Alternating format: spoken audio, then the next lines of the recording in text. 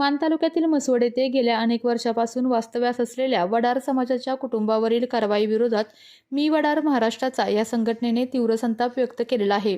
जिल्हाधिकारी संतोष पाटील यांना निवेदन देण्यात आले असून या निवेदनात नगर परिषद व पोलीस प्रशासनाने कोणतीही पूर्वकल्पना किंवा पर्यायी व्यवस्था न देता झोपड्या हटवून अनेक कुटुंबांना बेघर केल्याचा आरोप करण्यात आलेला आहे। म्हसवड येथील वडार समाजातील अनेक कुटुंबे गेल्या 50 वर्षांहून अधिक काळापासून या ठिकाणी वास्तव्यास असून त्यांच्याकडे रेशन कार्ड, मतदान ओळखपत्र तसेच इतर रहिवासी पुरावे उपलब्ध आहेत। असे असतानाही कोणतीही बाजू ऐकून न घेता त्यांच्या झोपड्यांवर कारवाई करण्यात आल्याचा आरोप निवेदनात करण्यात आलेला आहे। कारवाई दरम्यान एका अल्पवयीन मुलीला पोलिसांकडून मारहाण करण्यात आल्याचा गंभीर आरोपही संघटनेने केलेला असून संबंधित पोलीस कर्मचाऱ्यांवर तत्काळ कठोर कायदेशीर कारवाई करण्याची मागणी करण्यात आली आहे। तसेच एका बाळंतिनी महिलेसह वृद्ध आणि लहान मुलांना घराबाहेर काढल्याने मानवी हक्कांचे उल्लंघन झाल्याचा आरोप देखील करण्यात आलेला आहे। सध्या पावसाळ्याचे दिवस सुरू असून निवाऱ्याअभावी अनेक कुटुंबांना उघड्यावर राहण्याची वेळ आल्याचे निवेदनात नमूद करण्यात आले असून त्यामुळे वर्षानुवर्ष राहत असलेल्या वडार समाजाच्या कुटुंबाचे तातडीने पुनर्वसन करून त्यांना न्याय द्यावा अशी मागणी मी वडार महाराष्ट्राचा या संघटनेचे सातारा जिल्हाध्यक्ष अनिल हनुमंत पिसाळ यांनी केली आहे। दरम्यान प्रशासनाने तातडीने सकारात्मक निर्णय न घेतल्यास लोकशाही मार्गाने तीव्र आंदोलन छेडण्याचा इशारा देखील संघटनेने केलेला आहे। काय घटना घडली होतं? काय घडतंय, लहान लेकरांमुळं भांडणं झाल्यामुळं तिथनं सगळी शेड उचलली। ह्या पावसाचे दिवस असताना आम्हाला माळावर जागा दिली, माळावर कोणी वागू देत नाही। आम्ही कुठं करून खायचं पावसा पाण्याचं, तिथं सरपण नाही, गॅस चालत नाही, काय नाही। आम्हाला गोरगरिबांना कुणाला गॅस आहे तर कुणाला नाही, तर शौचालय नाही तर काय नाही, तर पोरांची शाळा नाही, काय नाही। पोरांनी त्या माळावरनं शाळेत कधी गावात यायचं? किती वर्षापासून तुम्ही राहता? आम्ही 50-60 वर्ष झालं आम्ही तिथं आहे। किती कुटुंब आहेत? आमचे कुटुंब लय आहेत। किती कुटुंबाची घरं पडली? किती कुटुंबाची घरं पडली? निमी पाडली, निमी राहिली। त्यांचं मत काय तुमचं? त्यांचं मत म्हणजे इथं राहायचंच नाही तुम्ही का म्हणजे का म्हणजे इथं ती लेकरावून बांधण्यामुळं माळ्याच्या माणसाने केलं आणि त्यांची केस घेतली आणि आमची केस घेतली नाही त्या पोलीस स्टेशनला। जिल्हाधिकाऱ्यांनी निवेदन काय दिले? काय सुद्धा दिलेलं नाही।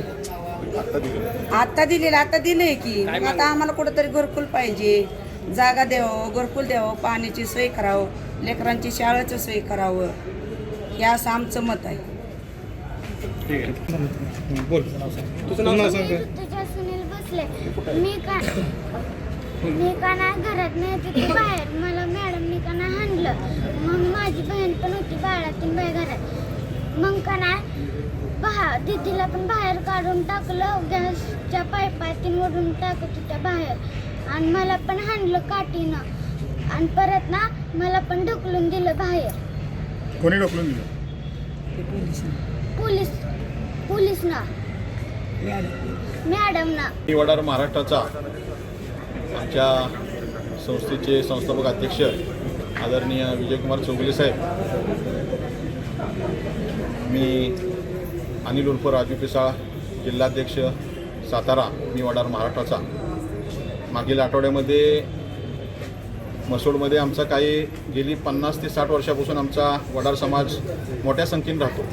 जवळजवळ बहुतांश तिथं मताधिक्य आहे, मतदान लोक करत असतात। असे 50 ते 60 वर्षापासून जो आमचा समाज तिथं राहतोय तो मागील आठवड्यामध्ये नगरपालिकेने, नगर परिषदेने त्यांना तिथून त्यांचे जे शेड असतील किंवा झोपड्या असतील किंवा घरं असतील अशी पाडून त्यांनी त्यांना तिथून बेघर केलेलं आहे। खरं सांगायचं म्हटलं तर आमचा वडार समाज हा भटके समाज आहे।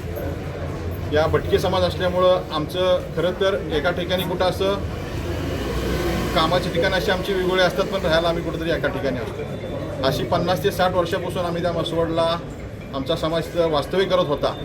परंतु ऐन पावसाळ्यामध्ये ऐन पावसाचं वातावरण असताना आमच्या समाजाला जे नगर परिषदेनं आम्हाला कुठलेही विचारात विश्वासात न घेता त्यांनी जे आम्हाला बेघर केलं आहे, आमच्या झोपड्या तिथल्या हलवल्या आहेत, घरं हलवली आहेत,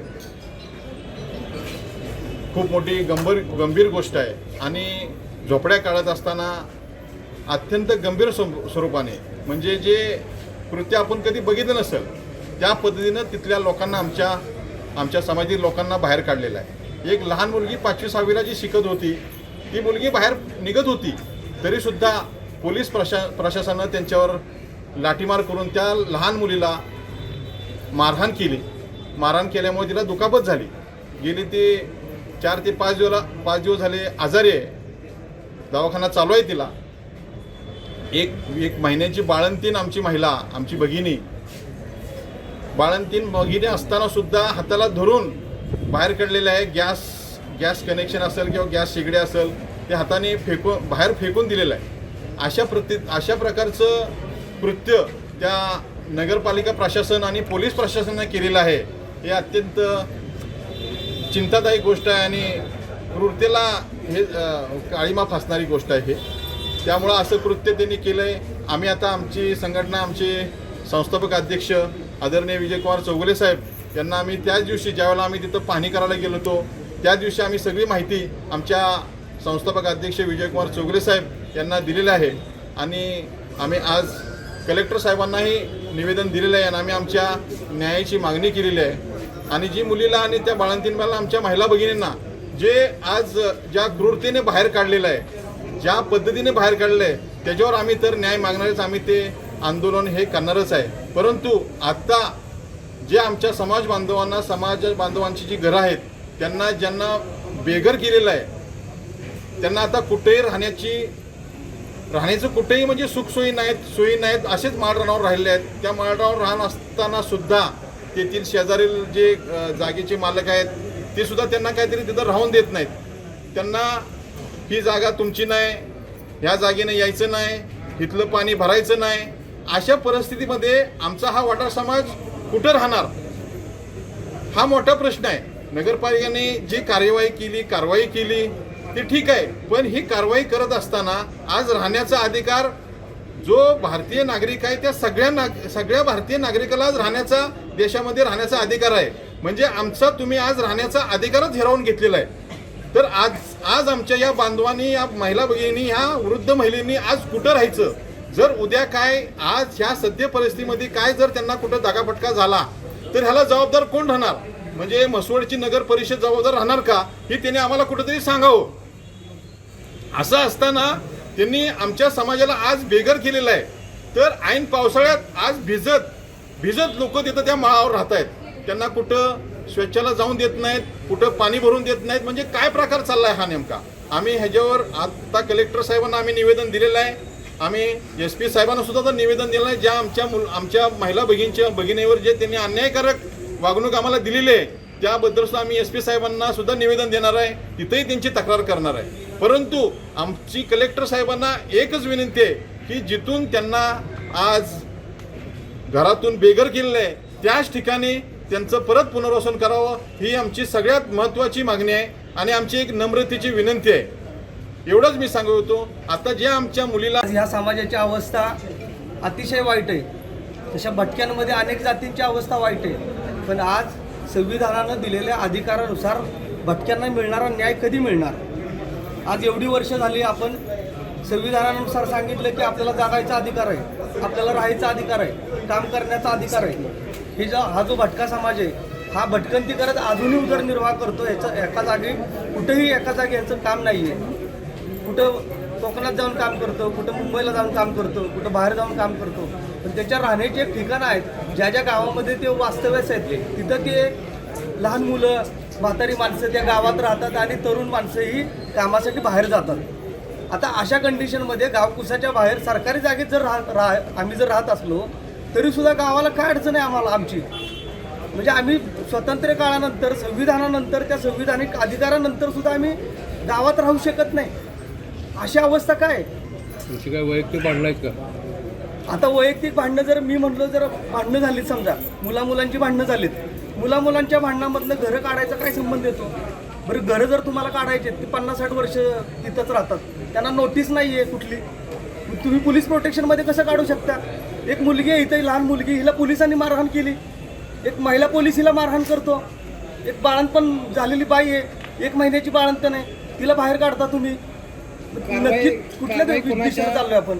कारवाई कुणी केली? आता ही नगरपालिकेनं नगरपंचायतनं कारवाई केली बसवडमध्ये. नोटीस दिलं होतं का नगरपालिकेनं? नोटीस काहीतरी माहितीप्रमाणे मिळालेल्या माहितीप्रमाणे अर्धा तास अगोदर फक्त त्यांनी कागद आणला आणि तो दाखवलाय त्यांना. जागा नगरपालिकेची आहे का? जागा सरकारी आहे, पण सरकारी जरी जागा असली तरी सरकारी जागेमध्ये नियम सांगतो काय की तुम्ही अगोदर त्यांना नोटीस दिली पाहिजे, त्यांची व्यवस्था केली पाहिजे आणि मग त्यांना काढलं पाहिजे. असं अचानक काढू शकत नाही. कायद्यानुसार हे गुन्हाच आहे आणि जी मारहाण केली पण तो पण कायद्यानुसार गुन्हा आहे. मग तुम्ही कुठल्या पद्धतीनं चाललाय? म्हणजे ह्यांना न्याय द्यायचा का नाही, ह्यांना राहून द्यायचं का नाही, ह्यांना जगून द्यायचे का नाही, हा मोठा प्रश्न आहे. ठीक आहे.